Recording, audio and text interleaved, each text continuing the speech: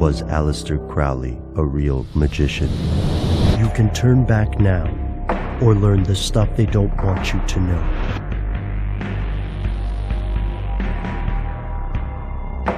Here are the facts. Belief in magic persists in the modern age, but have any of these so-called modern magicians really accomplished magical feats? Let's look at one of the most infamous practitioners, Aleister Crowley. Born as Edward Alexander Crowley on October 12, 1875, he would become one of the most controversial figures of his time before his death in 1947. Was Crowley, often called the Great Beast or the most wicked man in the world, an actual magician or only a con man grifting the gullible?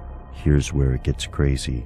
There's no question that Crowley did attempt magic. His interest began during his college years in Cambridge. In November of 1898, he became a member of a secret society called the Hermetic Order of the Golden Dawn.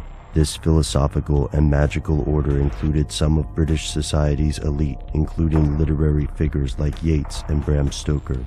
The Golden Dawn had a wide interest in magical practices, from alchemy to astrology.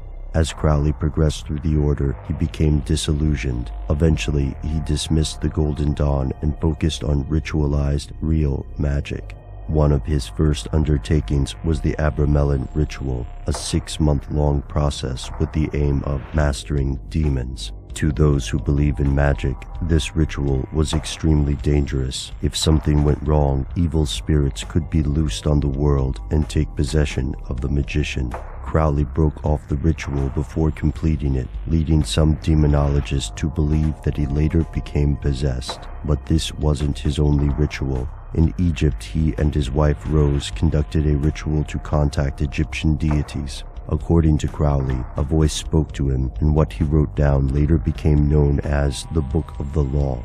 This became a kind of Bible for Crowley's philosophical and religious teachings of Thelema. He conducted other rituals, eventually focusing on what he called sex magic.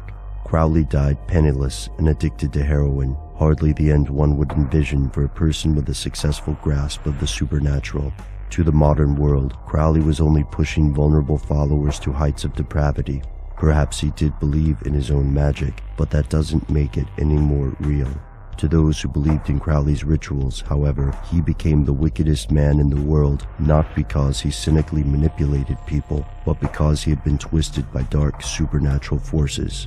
Not only did he surpass the work of the Golden Dawn, but he discovered even more of the secret arts, and that, his supporters allege, is the stuff the Order doesn't want you to know. Deep-mouthed from their thrones, deep-seated, the choirs of the eons declare the lost of the demons. The kingdom is thine to inherit. What I